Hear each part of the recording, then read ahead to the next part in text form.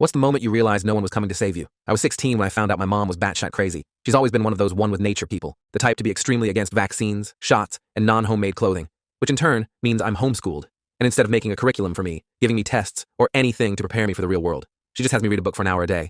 Oh, and of course we are broke. She makes $15,000 a year. Meanwhile, she spends the measly $300 child support from dad on cigarettes, herbs, and vodka instead of, actual necessities. Up until recently, we didn't even have running water in our home. The only time I got to feel clean was when I sneaked into the public swimming pool that my friend Morgan worked at and shower there. So one day, when I downed a glass of ice water and my teeth started stinging, I gaslit myself into believing that I was just imagining things, because otherwise, I'd have to talk to my mom, which meant getting wailed on for not being crafty enough to solve the problem. But after just a few weeks, my gum became red and swollen. Whenever I poked it, a yellow pus started leaking out. I tried everything we had: ice, meditation, mint leaves, salt water, everything, but nothing was working. Soon, I found myself unable to sleep because of the throbbing in my mouth. So, I did the unthinkable. I told my mother, "Ara, Ara!" She began chanting her tribal anthem made for healing. "You are being cursed by societal norms! Get away from me!" I pinched the bridge of my nose, hating myself for even just hoping she'd react normally for once. I was in so much pain that I didn't even want to deal with her antics, so I just left and called Morgan. I expected him to offer to drive me to an ER, but instead, he threatened me. He told me if I didn't call CPS in the next 48 hours, then he would do it himself. "Morgan, please just..." I tried to plead with him, but he hung up, so I resorted to my next best option.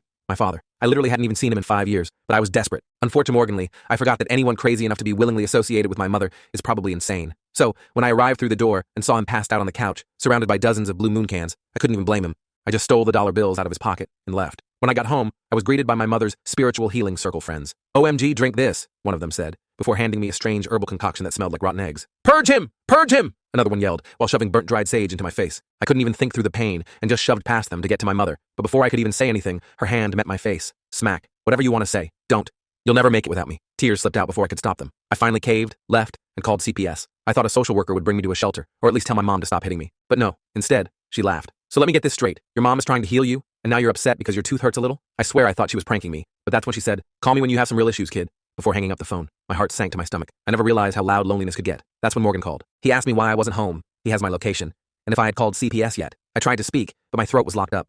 I practically choked on my tears. He didn't say anything, but in the background it sounded like someone was driving. I stayed on the phone because I just didn't want to be alone. Well, that's when it happened. Morgan showed up with his mom to pick me up. She drove me straight to the ER, and my case was so severe that I only waited 20 minutes to be seen. When all was said and done, I thought the worst was behind me. I was even ready to go back home and forgive my mom. I told myself the dental pain had made me spiral, that I had overreacted. But when I got out of the room and went to Morgan's mom, I saw she was in tears. "Honey, I called your mom to tell her where you were." I felt the blood drain from my face. I turned to Morgan, who was completely pale and staring at the ground. She was upset, and the police found her hanging. My knees buckled to the floor. Morgan held me. The world felt like it was spinning, like it was laughing at me. And for the first time ever, I threw myself a party. A pity party, that is. I didn't deserve this. I didn't deserve to suffer at the hands of others just because I wasn't an adult yet. I didn't know what to do, but I knew I had to make them pay. The rest of the full story is on my channel and linked below.